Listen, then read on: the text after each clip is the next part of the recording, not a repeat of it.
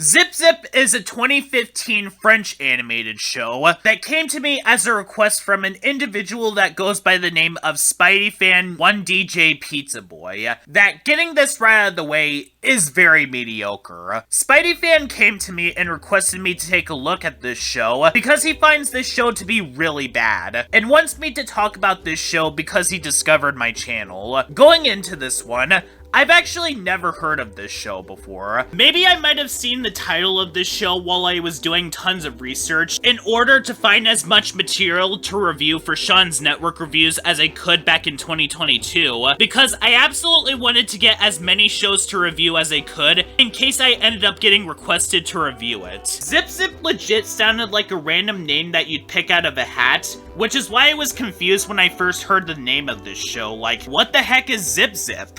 Apparently, it's a French animated series that aired internationally, but was never aired in the United States, and the only way you were able to watch it was with the YouTube channel that uploaded episodes for you to be able to watch for free. Normally, and full disclosure on this, very rarely am I ever going to be breaking away from doing my binge list, but I decided to check this show out immediately after I did the scripts for my reviews on Camp Coral and the Patrick Star Show, just to see what all the fuss was about. Because SPIDEY Fan was basically hyping this show up to me as this really awful cartoon that is super annoying, and was asking me non-stop to watch this show while I was occupied with binge-watching the Patrick Star Show. And if you've been following my content, you'd know that I come across a lot of shows that I dislike for being annoying, gross, unpleasant, and painfully boring, like the Tom and Jerry Comedy Show, Family Dog, Robot Boy, Thundercats Roar, the list goes on. And with what SPIDEY Fan was telling me, I got a feeling that I was not gonna like this cartoon one bit, and so, after taking a moment and watching through every episode that I could find, the conclusion that I've come to is that this show being hyped up to me as being this super awful cartoon was overblown. Because while I don't think that this show is good, in fact, I'd go on to say that it's one of the weakest shows that I reviewed so far, but it really is not that bad. At worst, the show collapses in on itself a lot of the time, but at best, this show was very mid. What's the premise of this show? This show revolves around a fox named Washington, a boar named Sam, a baby boar named Eugenie, and a blackbird named Susie. One day they got fed up living in the forest with all the rain and the lack of being able to find food, so they decided to move into the comforts of suburbia. But because they're not domesticated animals, they decided to dress up as them. Why nobody around them knows that they're actually wild animals dressed up as animals because of their face not being covered up is beyond me, but they managed to fool a couple named the Livingstones into living in this house, along with another house cat named Victoria, in one of the most unusable premises that I've ever seen in a cartoon, also with the most baffling sequences that I've ever seen doing this series so far, which is a not-so-subtle way of transitioning into one of my biggest problems that I have with this series. The premise of this show is not only bad, it's one of those concepts that I absolutely in good faith cannot see working in any way whatsoever. And the only way that I could see any of the things happening in this show making it onto the screen is by having everyone in the show be as stupid as possible, regardless of what some people, more specifically a star that is indeed giant, would say. I have no problem with the concept of a show where a certain group of characters keep a secret from their loved one. A show about a kid discovering a world where chalk characters go whenever you erase it on a chalkboard sounds awesome. A show where a kid has a secret laboratory hidden behind his bookshelf? Great. A show about a dog dressing up as a student and going to a school? Very creative. A show where a kid has fairy godparents that is able to grant his every wish? Shut up and take my money. And regardless of what you think of some of these shows, the premise of these shows have some sort of way of being able to keep that secret hidden. And well, that's the problem that I have with Zip Zip. Because of the fact that the premise of this show is so broken that nothing can be salvaged with it, the show more often than not comes up with some of the most baffling writing decisions that I've seen in quite some time. Because this is the type of show that you could only do do in one episode and that's it, before having to move on to the next episode, where the characters have to do something different now, because in any other show, the humans would find out that their pets are wild animals at the end of the episode. This was literally a plot in the original Ren and Stimpy, more specifically Big Baby Scam, where Ren and Stimpy pretend to be human babies before the truth gets exposed at the end of the episode. And that was a one and done episode. Ren and Stimpy didn't stay like that for the rest of the series, because if Mr. and Mrs. Pipe could recognize that Ren and Stimpy are pretending to be babies again, then they would not be allowed back in the house. Zip Zip feels like if that one episode of Ren and Stimpy was made into an entire series, but only if the human characters in this show were even more stupid. I've seen shows with the secret identity premise that started off strong with this, but progressively forgot what they established over time, like with Fairly Odd Parents, and how the show continued breaking its rules around seasons 9 and 10, and the live-action movies with Drake Bell, and shows that were always bad with this, like Robot Boy and Ollie's Pack, which constantly did things like this. Zip Zip's problem is the premise in of itself. Like, I could see the idea of a show like this working. This show, in all honesty, reminds me of a certain Oh Yeah cartoon short called Zoo Mates, which was about zoo animals living together in an apartment building, because this one woman thinks that keeping zoo animals in the zoo is considered animal abuse or something, causing the animals to cause all sorts of shenanigans, and regardless of what you feel about that short, it was executed far better than Zip Zip, because the animals didn't need to pretend to be like domesticated animals or humans in order for the plot to happen. It took advantage of the fact that it was animated in spite of the out-of-place laugh track. And if that show did get picked up by Nickelodeon, every episode would have done something like this and wouldn't have to worry about any sort of secret identity that the animals would need to keep. And because the premise of Zip Zip is unsalvageable, the execution fails to make up for it. One of the big problems that this show creates right out the gate are the costumes that the characters wear throughout the series. The only way that you'd be able to be convinced that any of the characters are the animals that they're dressed up as is if you have the exact same IQ as Patrick Star. In other words, the animals in the show do not have masks on to at least obscure their appearances to make them at least look like the animal that they are. Because the face is the most recognizable part of a human or animal's body. I'll tell you right now that a wild boar's face is miles different than a cat's face. And that's the default design that they chose for all the wild animals in this show, including Washington, whom his face is colored orange, despite the fact that his costume was and is always going to be colored brown, and Sam's face is brown, which contrasts with this cat costume, which is blue. Same thing applies to Eugenie. The only one where it's understandable that the other characters think she's a canary and not a blackbird is Susie, considering the fact that she's already a bird, and certain animals in real life do have more than one color on their fur or feathers. The rest of them just no. And what does this show do to make up for the fact that this show doesn't really commit to the idea of the animals fully keeping their appearances obscure? That's simple, really. They made every single character in this show an absolute idiot. No, I'm not even joking. You remember that one joke from Home on the Range, where Alameda Slim's incredibly stupid nephews don't recognize him until after he puts on his glasses? Yeah, that's the level of writing that we get in this show. There's the obvious ones being the Livingstones, as they don't recognize that their pets are wild animals, and they often don't question why a fox or wild boar often gets into their house. And they've seen a fox and wild boar plenty of times to be able to make that distinction.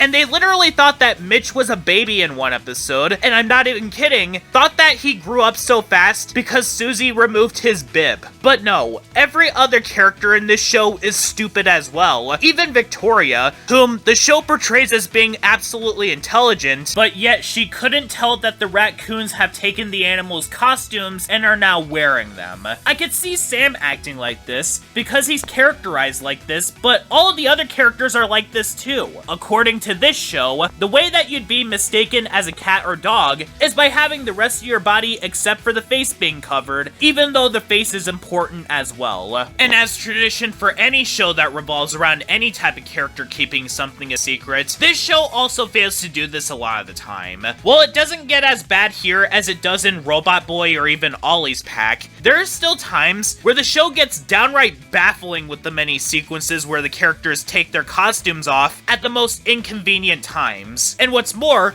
they often do this in public or in very crowded areas where anyone could see them. The most egregious example being in the dog show episode, where Sam takes off his cat costume in a very crowded area. My goodness, Clark Kent at least chose a phone booth in order to change into Superman, and it's very telling that a lot of the characters are stupid when they often don't recognize when something is either gone out of nowhere or why the fox disappeared out of nowhere. Almost as if this show should have done something else with its premise, like have this show take place on a farm for example, but that would make this show feel way too similar to something like Back at the Barnyard, and that tells you everything you need to know. As another problem that this show has is that it's essentially just Back at the Barnyard set in a city with more or less a similar feeling tone as Johnny Test. But with Back at the Barnyard, that show never took itself seriously at any point, and was not trying to be this super serious show where animals live among humans. The farm animals were just farm animals whom, while yes, dressed up like humans to do mundane things, the show was basically a comedy all the way through, so the humans being stupid in the show was part of the joke. Meanwhile, Zip Zip is too tame to tell whenever it's trying to take itself seriously at points, making it to where the show's problems are inexcusable. And is this show funny? I honestly don't know. A lot of the time,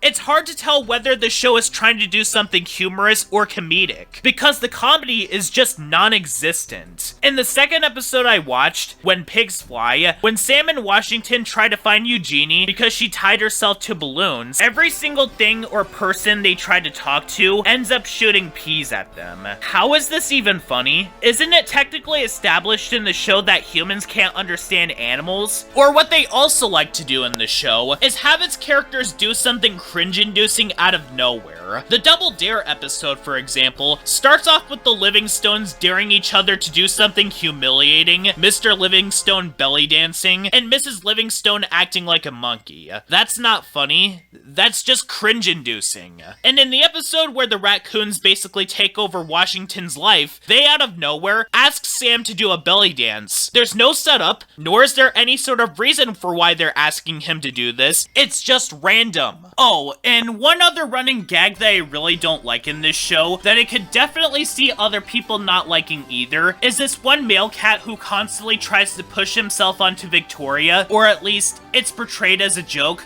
but there's no punchline to it. With Chowder, that show has the iconic, "I'm not your boyfriend" line. The only joke that I could assume that this show is trying to push is that sexual harassment is inherently a joke when it really isn't. And this isn't even like a product of its time, where it was written in an older decade where people didn't question these things as much as they do now. This show literally came out in 2015, so it was fairly recent. I honestly wouldn't be surprised if this show did eventually air on TV in the United States, and they decided to outright ban the episodes that feature this male cat, and or cut the sequences that include him, because he's literally in the neighborhood racing episode. I'd feel bad for Victoria, because not only is she the target of this male cat, she's also the target of Mitch, whom, in the episode that I talked about earlier, basically holds and squeezes her to the point where she feels uncomfortable. But that's incredibly hard to do so, because getting onto the topic of the characters and by extension, the voice acting real quick, I really don't like Victoria in this show. I understand that she just wanted to be left alone, so a lot of what she does is the result of the characters not giving her any sort of peace or quiet, but there are several times in this show where she can go off the deep end in regards to her attitude and actions. In the very first episode I watched, Terror ID, she acts incredibly apathetic towards the fact that Sam was about to have his secret get revealed by the neighborhood kids, and she doesn't really get any better from there. I'd even say that she gets worse as the series goes on, to the point where it gets so bad that it makes it incredibly difficult to feel sorry for her. And it's even revealed in the origin episode that she only decided to let the wild animals stay because of some sort of selfishness regarding not wanting Nugget and Fluffy to stay at the Livingstones' house for the summer. One of my least favorite episodes with her her is Party Animals, where she, by her own admission, decides to give Washington and Sam misleading advice because she doesn't like Nugget and Fluffy for reasons that are not even explained. She also decides to coerce the easily manipulatable Sam into letting her stalker target him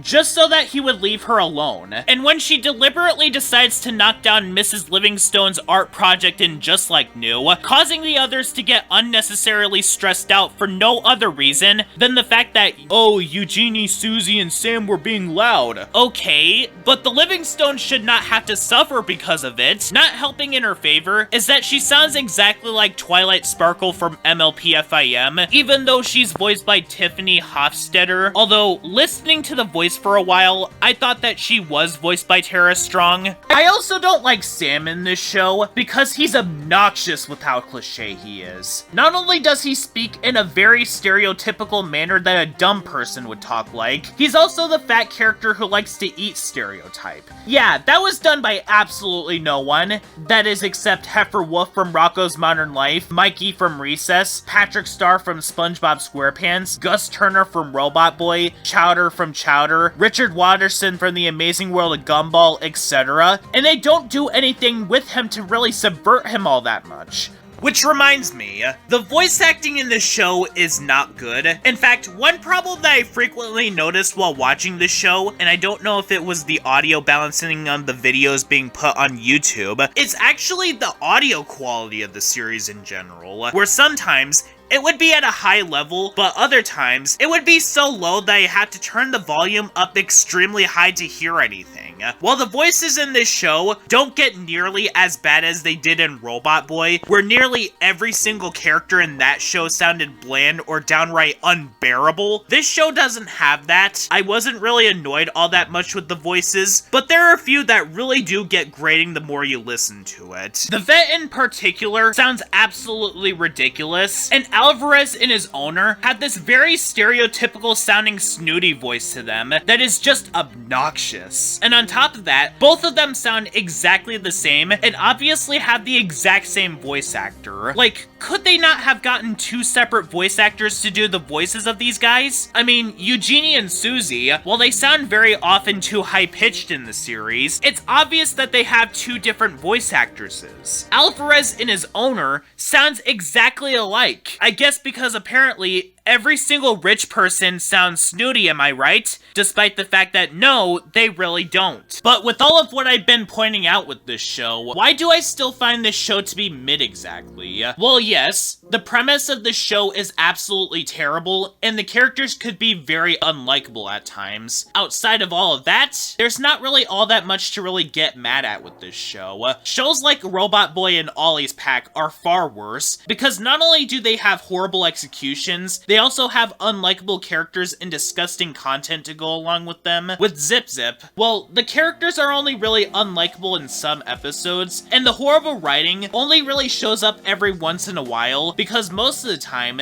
Zip Zip is a very mid show that you could just watch and not really feel all that much in regards to the show. Heck, not even boredom, as this show did somewhat keep my attention throughout, which is more than I can say with other shows I reviewed like Power Players and Camp Coral, or even shows I've yet to get to like the 2015 Alvin and the Chipmunks show. Even the animation in this show is just okay, but not bad either. The character designs do look good, and the animation in general is at least pleasant to look at, both in motion and how they look. Even though I would have preferred if they did the show in hand-drawn rather than have the animation be rigged, because the characters and stills do honestly give out the feeling that the series should have been done in hand-drawn, especially since this show is very slapstick-driven, and unlike Puka, all the characters do look like they belong in a show that is supposed to be Looney Tunes-esque. And the animation and the designs just don't go together at all. Granted, it's better than the animation in Fairly Odd Parents Season 10, but it does largely largely had the same jarring results. But honestly, that's all I have to really say about Zip Zip.